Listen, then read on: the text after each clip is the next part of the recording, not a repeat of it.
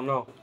Hello বন্ধুরা, আজকে ব্লগে চলে আসলাম। দেখো এটা কচু পাতা, হাতে পেঁয়াজ, কাঁচা ওই ভাজা লঙ্কা দিয়ে নুন তেল দিয়ে মাখা। এখানে দেখো ডাল আছে, মুগের ডাল।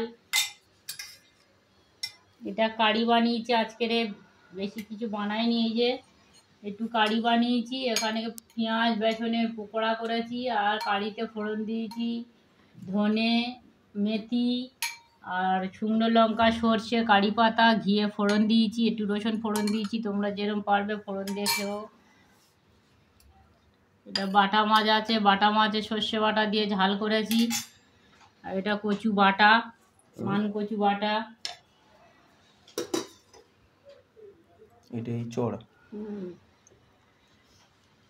এঁচড়ের ডালনা। এটা ইঁচড়, হ্যাঁ ইঁচড়, হ্যাঁ এঁচড়ের ডালনা। ডালনা। এত গরম ভাত আছে বন্ধুরা, মানে ব্লগটা শুরু করছি। মা খাচ্ছে ওই।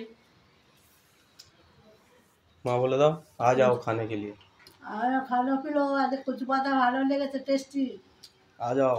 आ जाओ। हेलो।